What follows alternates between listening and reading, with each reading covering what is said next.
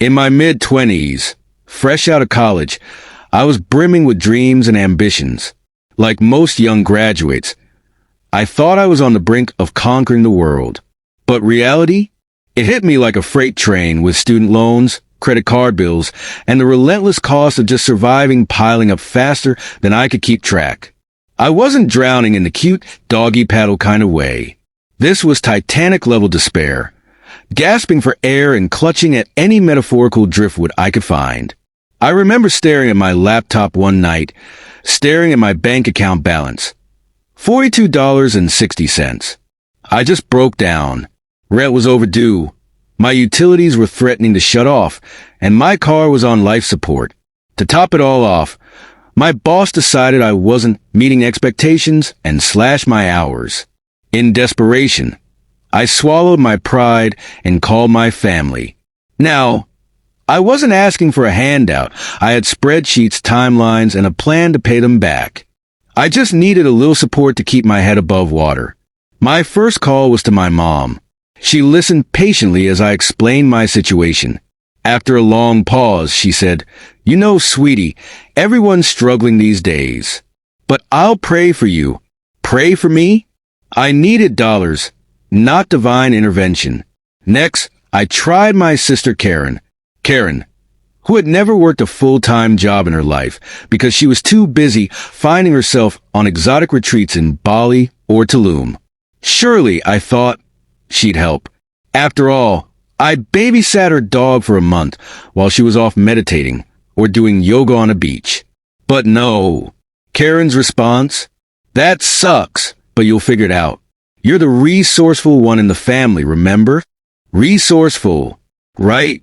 You get pretty creative when you're rationing gas and eating ramen like it's gourmet cuisine." Finally, I turned to my dad, a no-nonsense kind of guy. Surely he'd understand. He listened, then looked me straight in the eye and said, "Sometimes life's about learning to stand on your own 2 feet. This is one of those times." He handed me a $20 bill, patted me on the shoulder, and added, "Good luck, kid." I felt like I was being sent off to Vegas, not financial ruin, with no help coming. I did the only thing I could. I hustled. I worked 3 jobs, one during the day, one at night, and freelance graphic design gigs on weekends. Sleep became a luxury I couldn't afford, and fun wasn't in my vocabulary. Slowly but surely, I started climbing out of the financial hole I was in. It took years of saying no to myself, so I could say yes to my future. Fast forward 8 years. I'd built my own business, owned a house, and drove a car that didn't make weird noises when I turned left. Life was good. No, life was great. I had worked hard for every bit of it, and I was proud of how far I'd come. Then one day, I got a call from Karen. I hadn't heard from her in ages, so I figured it must be important. Her voice was syrupy sweet. "How's my favorite sibling doing?" she asked. Favorite sibling? Since when? But I played along. Eventually, she got to the point. "So, I'm getting married," she announced. I congratulated her, of course, and then came the kicker. "We're a little short on the wedding budget," she began. "I was hoping you could help out." I nearly choked on my coffee. I asked, "How short are we talking?" Her response, "About $15,000. $15,000. She went on about how her dream venue had a cancellation, how she and Brad had to have a live band, and how no wedding was complete without a champagne wall. I let her ramble, barely able to process the audacity. When she finally stopped, I said, "Wow, Karen, that really sucks. But you're the resourceful one in the family, remember?" The silence on the other end of the line was deafening. "Oh," I added, "tell Mom I'll be praying for you." And then I hung up. A few days after Karen hung up on me, my mom called. Her tone was the classic mix of maternal concern and a hint of guilt tripping, something I had grown used to over the years. "Karen's really upset," she began, her voice heavy with implication. "You know she's your sister. Family helps family." I couldn't stop myself. I laughed. It wasn't intentional or mean-spirited, but it came from a place of sheer disbelief. Family helps family? I repeated, my voice dripping with irony. Like how you all helped me back then. There was a pause. I could tell my mom wasn't prepared for that. She stumbled through a vague reply, but it didn't matter. The silence said everything I needed to hear. I wasn't bitter, or at least, I didn't think so. Okay, maybe just a little. But this wasn't about money. It was about the principle of it all.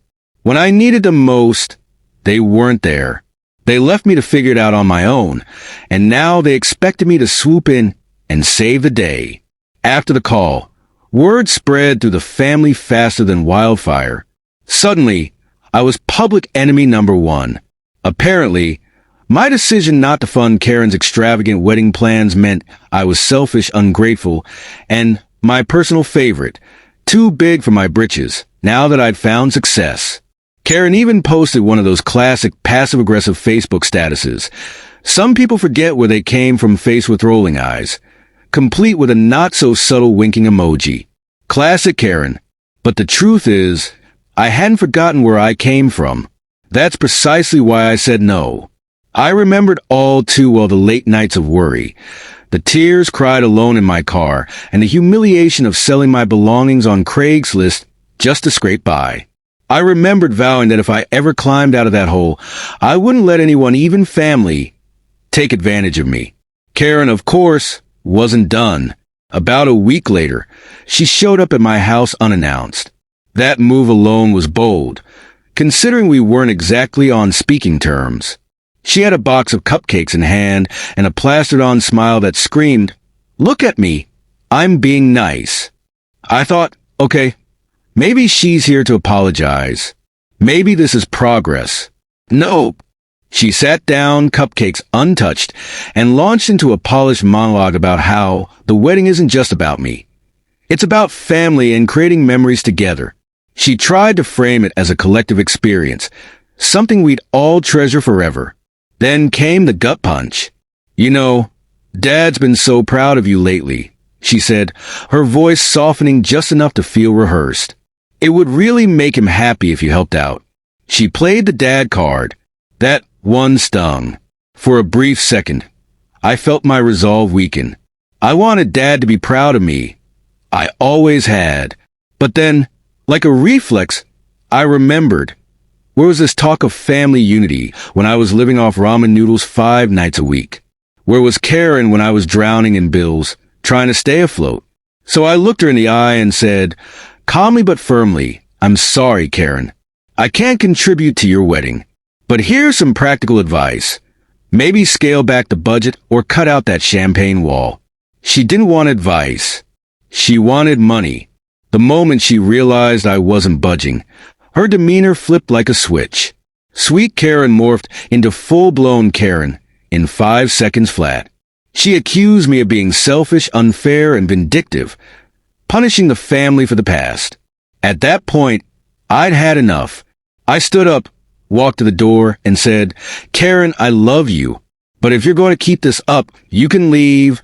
She stormed out, but not before shouting over her shoulder, "Don't expect an invite to the wedding." Spoiler alert, I didn't get one. Honestly, best outcome ever. No awkward small talk, no fake smiles, no forcing myself to care about Brad's speech about finding his soulmate. Instead, I stayed home, opened a bottle of excellent wine, and binged Netflix. 10 out of 10, no regrets. But here's the kicker. A few months after the wedding, Karen called me again. Not to apologize, mind you, but to ask for another favor. Apparently, her dream wedding had put her and Brad in serious debt. Big surprise, right? She wanted a loan to get back on track and promised to pay me back as soon as possible. I laughed. Not a polite chuckle, but a deep, uncontrollable, from-the-gut laugh. When I finally caught my breath, I said, "Karen, I think you've got me confused with a bank. I don't do loans. But good luck. You're the resourceful one, remember?" She hung up on me. Again. Look, I know family dynamics are messy, and I'm not claiming to be perfect. But I worked my ass off to get where I am. Nobody handed me anything. And I'm not about to jeopardize my financial sanity to bail out people who weren't there for me when I needed them. If saying no makes me the villain in their story, so be it. I'd rather be the villain with peace of mind than the hero funding bad decisions. Besides, I've learned one crucial thing. The people who disappear when you're at your lowest don't get to demand a front row seat when you're at your highest. Life's been a lot quieter without all that noise. And honestly, I wouldn't trade it for the world.